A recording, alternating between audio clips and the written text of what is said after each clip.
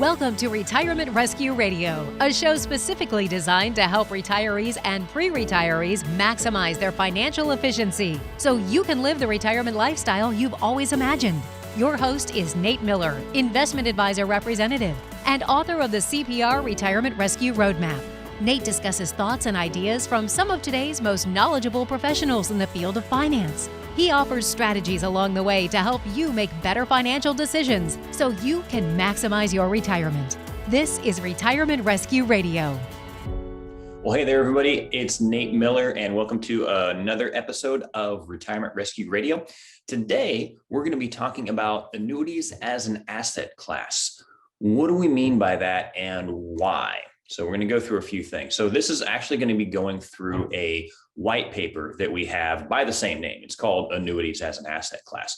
And the reason is because the whole 60-40 split, for those of you that haven't heard of the 60-40 split, it's like 60% equities, or basically 60% stock, 40% bond, right? And it's got its roots back in modern portfolio theory. So what the heck is that $100 word? Modern portfolio theory, it kind of examines how investors can construct a portfolio using different asset classes to try to maximize maximize return while minimizing risk, or maximizing return with a given level of risk, right? And it was first introduced by Harry Markowitz in the 50s, and it pretty much it still remains as a mainstay of the investing and finance world today. So the modern portfolio theory, that 60-40 allocation, it's generally represented the typical starting point for benchmarking risk tolerance. I mean, I can't tell you how many portfolio analyses that I've done over my career that came out to almost exactly 60% equities and 40% bonds. There's so many of them, right? And so I honestly, personal opinion, I feel like it's kind of a lazy way of allocating stuff. But as people age and they get closer to retirement, that allocation often shifts, becoming more heavily weighted to bonds, at least in the past, and less in stocks. And following more modern portfolio theory, it wouldn't be uncommon to see a person nearing retirement to have that allocation flip-flopped, about 60% bonds and 40% stocks. And so why stocks and bonds? Well, risk and reward are generally positively correlated in investments. So which means the higher the risk, the higher the potential return. And that's what that means when we talk about correlated. And the lower the risk, the lower the potential for rewards. And so stocks are both higher risk and higher return, and bonds are generally offering lower risk and therefore lower returns.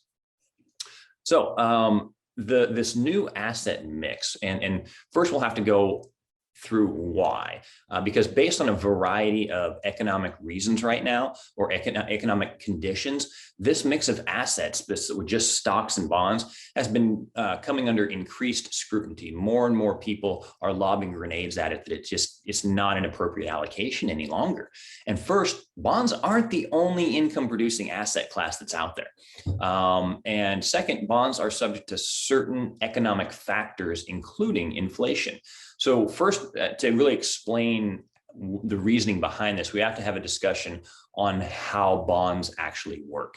So they can help you add diversification to the overall retirement strategy and are generally considered less volatile than stocks. They still can go down, right? Most people, when they think of stocks, they think of them as they're no risk. You don't have any risk in them. But the actuality is that bonds can go down. And matter of fact, and here's kind of how it's worked in the past. As interest rates have just steadily declined and declined and declined since the early 80s, a lot of bonds, the actual underlying value, the price of the bond, has actually provided a pretty steady, solid long-term return. But while bonds can be an attractive addition to an overall retirement income strategy, they're not without risk. So right now, if you're counting on bonds to help you save for retirement or to generate retirement income, you could find out that their value has decreased when it's time for you to cash them in, or if it's time to reinvest in another bond, because bonds fluctuate in an inverse correlation to changes in interest rates. And I've got a little, I'm going to share my screen here for a second and have you guys see what we're looking at here. So yeah, when interest rates go up, a bond's value goes down, and then vice versa. So hang on a second here. I'll give you a little bit of visual for those of you that are watching this on YouTube. There you go. All right, so here we are. This is going to be what we're looking at. So interest rates, so you can see here, think of it like a teeter-totter. Think of interest rates on one end of the teeter-totter and the actual price of the bond on the other teeter-totter. So if the interest rates go up, that means the price of your bond goes down. And why is that? Well, if you're holding a bond that has a term, because they all do, say that term is 10 years, and all of a sudden interest rates go up, well, your bond is now a bond paying a lower interest rate. So why would somebody want to pay the same price for that bond when they can go buy a new bond at a higher interest rate? So the value of your bond, the resale value of your bond, just went down. Vice versa, if interest rates go down, you're now holding a bond that has a higher interest rate than what we can currently buy on the market. And so the value of your bond just went up. So if you decided to sell that bond, it would be worth more than what it is currently. And so that's the basics of how bond prices work. So I'm going to stop my screen share now here. And so why is that important? Well, because, gosh, we're in historically low interest rates right now. And so if the interest rates rise, what does that mean the value of the bonds are going to do? And so, yeah, exactly. Let's think about that. Let's just use the little teeter-totter right here. If interest rates rise, the bond prices are going to go down. I mean, looking right now, based off of, you can just Google, today is the 12th of July. And, bonds right now are about almost -3%. If you're using the AGG, which the aggregate bond index, I kind of look at that. This is my own personal opinion. This is not formal or anything like that. I kind of look at that as the S&P of the bond market, right? And so that AGG currently is down almost 3%, while the S&P is up about 17% for the year to date. And so bonds have gone down this year. So with rates as low as they are, they just have, up pretty much to go. And so, that's it. So inflation's impact, because we've got concerns about that right now. Continued low interest rates, rising inflation, that may prove particularly troublesome for bonds. And so bonds seem like a good choice. However, as interest rates rise, like we talked about, bonds go down. And inflation is responsible for pushing up the cost of things we buy, and rising inflation, lowers the purchasing power of our money, and including the income that we might get from bonds. So let's just give it a little bit of example here. Let's say that a basket of groceries is going to cost you $100 at the grocery store today. And inflation, if it's 3%, then that means in a year from now, that same $100 is going to be $103 to purchase the same goods. So if you're holding a short-term bond with a yield of 1%, then your $100 would go to 101 over that year. But if the cost of goods is now 103, you just lost $2 in purchasing power. So if the rates are so low and they can't even keep up with inflation, yeah, you're actually going backwards. So while some inflation is a good thing that keeps the economy going, the Federal Reserve tries to help achieve a balance so that there's not too much or too little, aiming for about a steady average 2% inflation rate. So one strategy the Federal Reserve uses to help control is by influencing the interest rate. So if inflation is too high, then the Fed typically raises interest rates. And as we've just discussed, those rising interest rates will mean falling bond prices. And the Fed has stated that its current plan is to leave rates alone, at least for the next 2 years. But rising consumer prices have some wondering if an inflationary surge is pretty near, and whether the Fed could actually change course. So even longtime investor Warren Buffett has signaled his caution on bonds in February of 2021, saying that bonds are just not the place to be these days. Right. And that was in his annual letter to Berkshire Hathaway shareholders. And he compared the 0.93% yield on a 10-year treasury bond at the end of 2020 to a 15.8% yield in September of 1981. So 2020 to 1981, that's a drop of 94% on the income that was paid back then compared to now. So that's a huge difference. So back then, that was a great place to be. Right now, not so much. And so we have to choose our investments based on current economic landscapes and where we feel like it's going to go in the future, not based on where it was back in the 80s, 40 years ago, right? And so another income option, since bonds are not the only asset with less risk than equities, and they're also not the only one with less volatility, and it can generate predictable income. If you've listened to any of my other past episodes involving fixed indexed annuities, that's another option. Annuities, from a basic standpoint, they're just a contract between you and an insurance company where you pay a premium in exchange for a variety of either guaranteed payout options for a set period of time, or for the remainder of your life, or for the remainder of your spouse's life as well. The contract could accumulate interest based on some type of a market index, and the income could be paid out or not paid out. You can add some riders to it, but they're the only financial product that can guarantee income as long as you live. The only one. Even bonds can't do that. The guarantees of an annuity are always backed by the financial strength of the claims paying ability of the insurance company. You always got to put that disclaimer in there. And so they're not the. Not only do fixed index annuities offer principal protection, which even bonds don't offer, they offer that extra potential to earn interest based on some type of a market index. I mean, even the S&P 500, right? So when you buy an annuity, you don't, or an indexed annuity specifically, you don't necessarily own any shares of stock, or you're not participating directly in the market. You own the annuity contract, and they credit interest based on a formula determined by the insurance company and outlined in your contract. And that decides how the interest from the index is calculated and how it's credited to your contract value.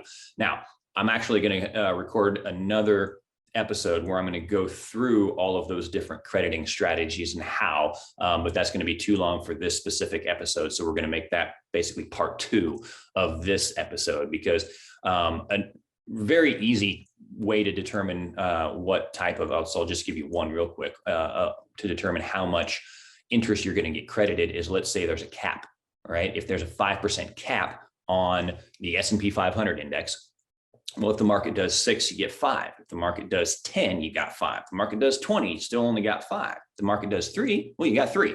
But if the market goes down, you don't lose anything. You just stay right at 0. That's a cap. But honestly, that really limits the return. So we don't tend to like caps. We tend to like some that are uncapped and have maybe a participation rate or something, or maybe a small fee, but you have, so I'll explain all that in another episode in depth. So you'll kind of know all the different ones, because there's some that are better than others, in my opinion, as well. So the annuities, the indexed annuities, can offer protection of principal from market losses, along with the potential to provide higher interest than traditional fixed annuities and possibly even bonds. And so there's a lot of cost and limitations that you should always consider before purchasing a indexed annuity. The premium is not liquid, right? Meaning that you might not be able to withdraw all of it until the end of the surrender charge period, like the end of the term. But you have the ability to generally take out anywhere from 5% to 10% every single year anyway. I mean, you're in retirement, so these products were literally created to help retirees manage risk. And so knowing that you're probably going to be needing to take income in retirement, they allow you to take out a certain amount every single year with no penalty. And that number is usually anywhere from 5% to 10% per year. Okay, with no penalty. And if you follow that 4% rule that was made back in the 90s, which now has actually been ratcheted down to maybe about 2.8 or 3%, that's far more liquidity than even what you should be taking out of your assets every single year. So you should only take out 4, and they're allowing you to take out 5 all the way up to 10, right? So with other liquidity clauses in a lot of them, to where if you go in a nursing home, then it's completely liquid again with no penalties. Or if you get diagnosed with a terminal illness, you have access to all of it with no surrender penalties. So there are liquidity clauses that are put into these as well. So so before the liquidity talk there, you can also purchase additional riders on the annuity that can offer additional benefits, such as enhancing that lifetime income, possibly for, once again, long-term care needs if you need them. Some of those riders tend to come at an additional cost. Some don't. So it just matters on what you're looking for and what's available out on the market at the time. Caps, like I said, can establish how much of an index gain you participate in, or participation rate, right? But no matter what the crediting strategy, based on a fixed index annuity, even if the index itself goes down, you still don't lose anything. They still have that 0% floor. And so that can help balance out risk pretty darn effectively. So I've got a chart here that I'll show here in a second. Let me explain it here first. It illustrates the hypothetical potential of using fixed indexed annuities as a financial tool to balance out the risk of stocks inside of a portfolio. So maybe instead of a 60-40 blend of stocks and bonds, maybe it's a 60-40 blend of stocks and annuities, or a 60-40 blend annuity stock. Just depends on what works out for people. So what we're going to show are the annual and the 10-year average returns for some of the most common asset classes and the portfolio mixes. And so let me go back here and hang on a second. Boom. Yeah, give me a few seconds and I'll go pull that up here in a second. But what you'll be able to see from this chart is that timing the market's nearly impossible, given the returns are going to vary so widely every single year for almost all the categories, right? And that highlights the importance of having a diversified portfolio. And if we're going to look at simple diversification, combining two asset classes in a 60-40, less risk, less potential, more risk, more potential example, we're going to see that the 60-40 bond stock mix shows an average of 7.89. And I'm just going to pull it up right now. Here we go. Boom. Bear with me here while I push it. All right. Share screen. Boom. All right. So you can see right here, the very first one is just large cap equities. And that shows the returns from 2011 all the way to 2020, and then the 10-year average. And not bad. It's a 10-year average, 13.72. Of course, that was right after, a couple of years after the whole financial crisis. So the longest bull market in history is really what we're looking at right there. Small cap equities, not bad also, 11.87. But look at the difference in the returns. I don't know if you can see my cursor here, but you can see in 2011, large cap 2%, small cap 1.2, right? And then you're looking at 2012, 15.8 and 16%. Huge differences. 2013, huge year, 32% for large cap, 41 for small, but then 2014, those small cap that just had 41% the year before only had 6.2. And then the next year they were down almost 2, right? And so it's varying differences in returns quite a bit, actually. But then the third one down, if we're looking at that, it's a 60-40 blend of 60% looks like annuities and 40% stocks. And they're using a specific index called the S&P Mark V, S&P Multi-Asset Risk Control 5. And so that did about 7.8% in 2011, 9.9, 12.8, 9.9, 0.6, 8.1, and it's down 2.4 and 18. So 10-year average, 9.8%, 9.8. with a 60-40 blend of 60% annuities and 40% stocks. And that basically kicked the butt of any stock bond mix that's out there. The first mix of 60-40 was bonds and stocks, and that was a 10-year average about 7.89. And just the annuity by itself beat the bonds over that 10-year as well at a 6.22, where the bonds right now, the 10-year average was 3.78. It's not even talking about commodities. Over the last 10 years, they're down 8.76. That's crazy. So what this is basically saying now is the conclusion from this that I would draw. Let me stop my share there here real quick, right?